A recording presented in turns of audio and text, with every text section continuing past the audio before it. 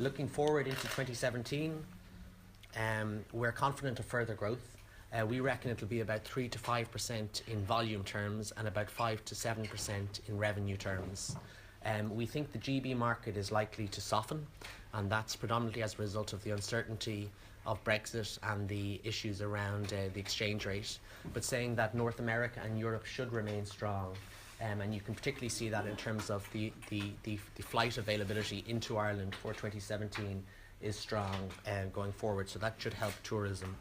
However, saying that, we're very conscious that tourism can't be taken for granted, and it's one of the things that we're keen to stress is that as a sector we're very vulnerable to external shocks. So it's of more importance that we control the controllables. The big challenges, I suppose, for 2017, the main challenge or the primary challenge is Brexit, and the immediate impact there is on currency and on the exchange rate between sterling and euro.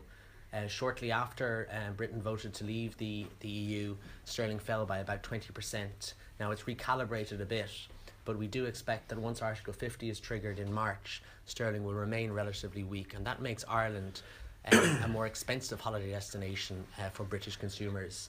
And when you think of that 40% of all international tourists come from the British market, it's obviously an issue of concern. And what's very important, as an industry, we remain competitive and offer value for money and good quality experiences. But also as a state, we remain competitive and ensure that the costs of running a tourism business remain in line with some of our rival destinations.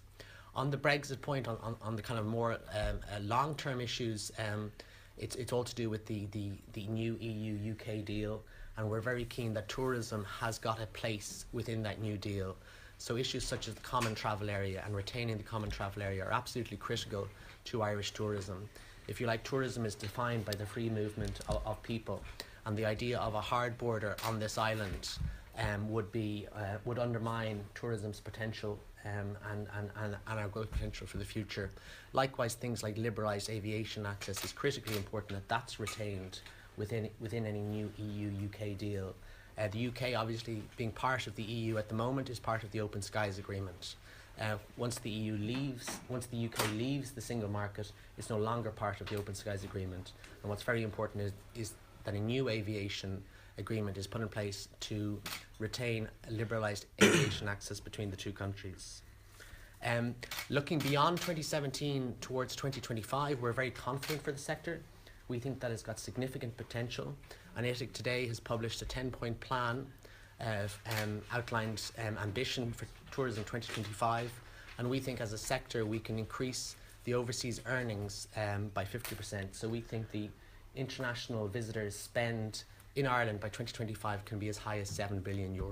So what we think needs to happen is that the government need to match the industry's ambition for the sector and help ensure that we remain competitive, we add capacity, and critically the state invests behind the sector in terms of destination marketing and capital investment. Good, well, thank you very much.